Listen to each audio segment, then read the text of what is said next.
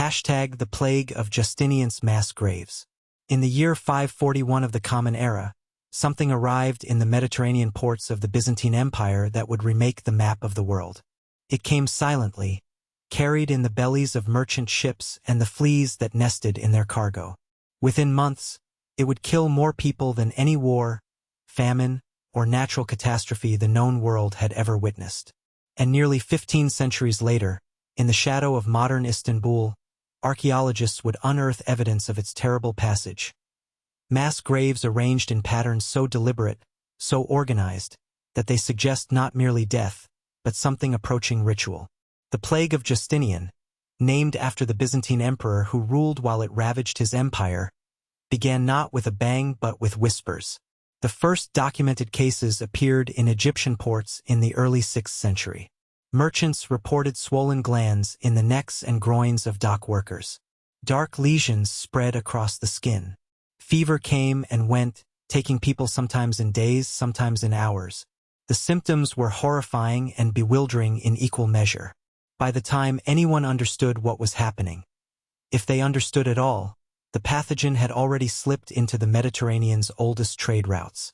It would travel eastward into the heartland of the Byzantine Empire. It would reach Constantinople, the jeweled capital that Justinian had spent a lifetime and a fortune trying to restore to its former Roman grandeur. What followed was one of the most consequential demographic catastrophes in human history. Modern estimates suggest that between 25 and 50 million people died across the Mediterranean world over the next 2 centuries as successive waves of plague returned, year after year, like a recurrent nightmare. Some scholars believe it may have killed a larger proportion of Europe's population than even the Black Death would, 8 centuries later. The Byzantine Empire, already stretched thin by military campaigns and administrative overreach, never recovered. The world it had tried to preserve simply ended. For centuries, our understanding of the Plague of Justinian came almost entirely from written accounts. The Greek historian Procopius, who lived through it, left us the most vivid descriptions. He reported corpses piling up faster than they could be buried. He described a government so overwhelmed that it resorted to mass graves, to burning bodies in ovens, to dumping the dead into the sea weighted down with stones. These accounts were so vivid, so detailed, that they seemed almost beyond doubt. Yet they were also fragmentary, written by survivors in shock, filtered through the lens of 6th century catastrophe. But what if we could hear directly from the dead? In the early 2000s, as Istanbul expanded and construction projects tore into the earth beneath its Byzantine foundations, archaeologists began discovering something unexpected. Organized cemeteries, packed with human remains dating precisely to the years of the plague's greatest devastation. What made these discoveries remarkable was not simply their size, though they were substantial. It was their pattern. The skeletons were arranged with a deliberateness that suggested planning. They were aligned in rows. They were oriented in particular directions. They were sorted seemingly by age and size. In some cases, the remains showed evidence of hasty burial. It was true bodies piled together, stacked hastily in earthen pits. But in other cases, there emerged a coherence, a structure that spoke not of panic or chaos, but of institutionalized death management. The most significant of these graveyards lay near the Church of the Holy Apostles, the imperial mortuary basilica of Constantinople. When Justinian had rebuilt the city, he had redesigned this church as his dynasty's eternal resting place. It was here, beneath the domes and mosaics, that emperors and empresses were meant to lie in state. It was a space of power, of permanence, of the empire's claim to immortality.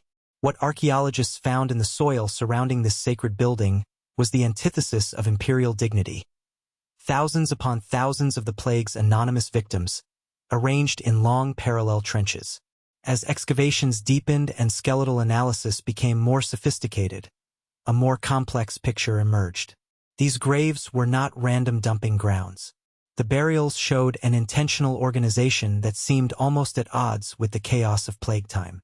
Bodies of similar size were grouped together. There was orientation of the remains along cardinal directions, a practice more associated with deliberate burial custom than with desperate crisis response. In some pits, The skeletal remains were interlaced in ways that required someone to have arranged them after the bodies had partially decomposed. This suggests that these graves were not single events but ongoing sites of burial, regularly maintained and reorganized over months, perhaps even years. Even more intriguingly, certain graves showed evidence of what researchers have tentatively called ritualistic elements. Some remains were positioned with particular care. Some showed signs of wrapping or shrouding before burial. In an empire gripped by apocalyptic terror, where priests preached that the end of times had arrived, where the normal structures of religious burial were impossible to maintain, did the living attempt to impose order and meaning on mass death? Did they preserve fragments of ritual even as civilization collapsed around them? The numbers are staggering. Conservative estimates based on the excavated areas suggest that the cemeteries near the Holy Apostles may have contained between 90,000 and 300,000 individual burials. Other burial sites have been discovered across the city and beyond. If accurate, these figures mean that the graves themselves became a kind of monument to catastrophe, a physical manifestation of disease's scale that would have dwarfed any human structure the Byzantines could have built. To understand what happened in these mass graves, we must first understand what was happening in Constantinople at the moment the plague arrived. The city in 541 was at the apex of Justinian's reign, or so it seemed. The emperor had spent the previous decade waging ambitious military campaigns, attempting to reconquer the western Mediterranean and restore the empire to its imagined former glory. He had rebuilt the city's centerpiece, the Cathedral of Hagia Sophia, creating a structure so vast and architecturally ambitious that contemporary observers reported it seemed to float without visible support. Yet these ambitions had cost the empire dearly. The military campaigns had drained the treasury. The massive building programs had consumed resources that might have been spent on infrastructure or agriculture. The empire was prosperous on the surface but fragile beneath. Into this fragile moment came the plague. The documentary evidence, written after the fact, suggests a society attempting to cope with something utterly beyond its existing frameworks. Procopius describes the emperor himself striking a helpless pose. All the money in the world cannot stop this pestilence. Citizens were told that the plague was divine punishment, yet no amount of prayer seemed to halt it. Physicians had no remedies. The traditional structures that had held Byzantine society together, the hierarchy of the church, the authority of the emperor, the ability of the state to protect its people, all of these began to crack. When the normal burial practices became impossible, when the cemeteries were full and the churches could no longer hold requiem services, the society did not simply descend into pure chaos. Instead, it appears to have created new rituals, new ways of processing the dead that allowed the living to maintain some sense of order and meaning. The excavated graves suggest that even in apocalypse, Byzantines attempted to do what their culture demanded: to arrange, to organize, to impose pattern on disorder. In this sense, the mass graves are not merely repositories of plague victims. They are monuments to the human need for ritual even in civilization's darkest hours.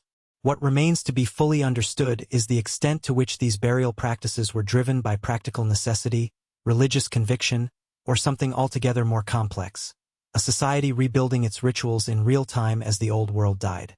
The answer lies not in historical documents but in the bones themselves, in the precise arrangement of skeletons, in the chemistry of soil and calcium, in the patterns that archaeologists are only now learning to read. To understand these graves fully, we must travel back into the 6th century, into Constantinople during the years when the plague reached its terrible crescendo, and trace how a sophisticated urban civilization attempted to ritually process a death that had become industrialized and incomprehensible. To understand these graves fully, we must travel back into the 6th century, into Constantinople during the years when the plague reached its terrible crescendo, and trace how a sophisticated urban civilization attempted to ritually process a death that had become industrialized and incomprehensible. The Plague of Justinian did not announce itself with ceremony. It arrived quietly, through trade routes and merchant ships, settling first in the ports before spreading inland like a stain through water. By 541 CE, it had reached Constantinople, the jewel of the Byzantine Empire, a city of perhaps 500,000 souls. Within months, the death toll had become unimaginable.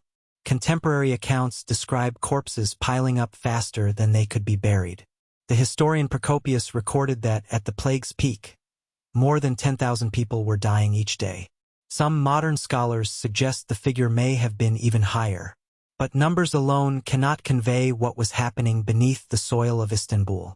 What the excavated skeletal remains reveal is not chaos but something far more poignant. The desperate attempt to preserve dignity and meaning when civilization itself was collapsing. Consider what we see in these graves. Bodies arranged with care. Small stones placed deliberately beside skulls. The orientation of the dead changed to accommodate the sheer volume.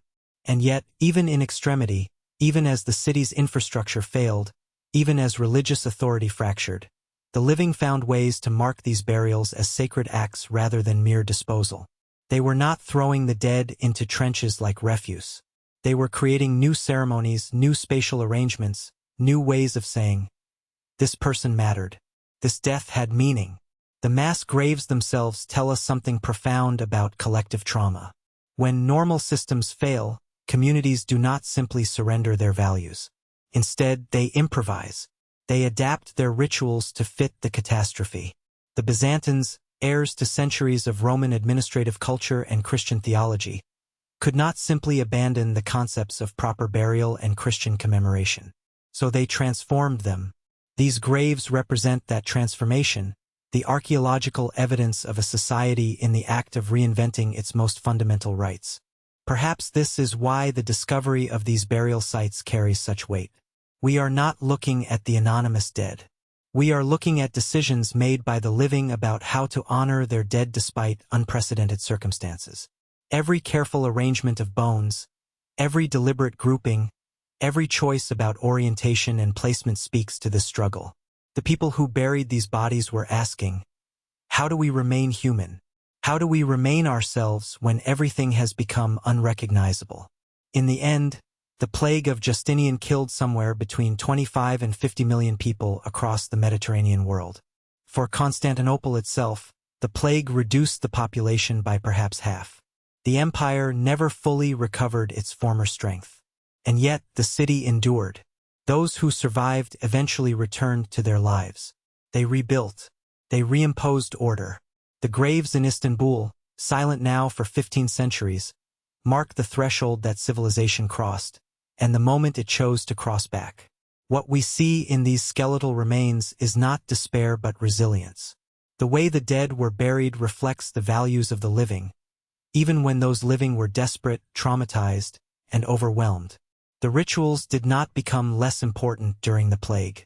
If anything, they became more important, more urgent, more improvised, more human. The graves tell us that even when death became an industrial fact, the Byzantines could not stop treating it as something sacred. For archaeologists and historians, these excavations continue to reveal new details. The isotopic analysis of bones tells us about diet and migration patterns. The pathological marks show us not just the plague itself but the stress fractures of crisis, malnutrition, disease, and the physical toll of burying the dead. The DNA extracted from skeletal remains has even allowed scientists to reconstruct the genome of Yersinia pestis itself, the bacterium responsible.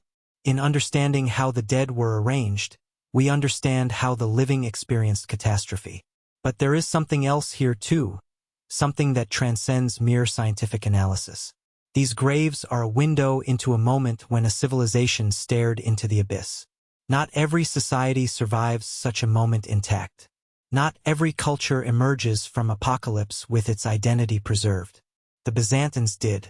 They buried their dead, said their prayers however they could, and kept going. The graves are their testimony, written in bone and earth.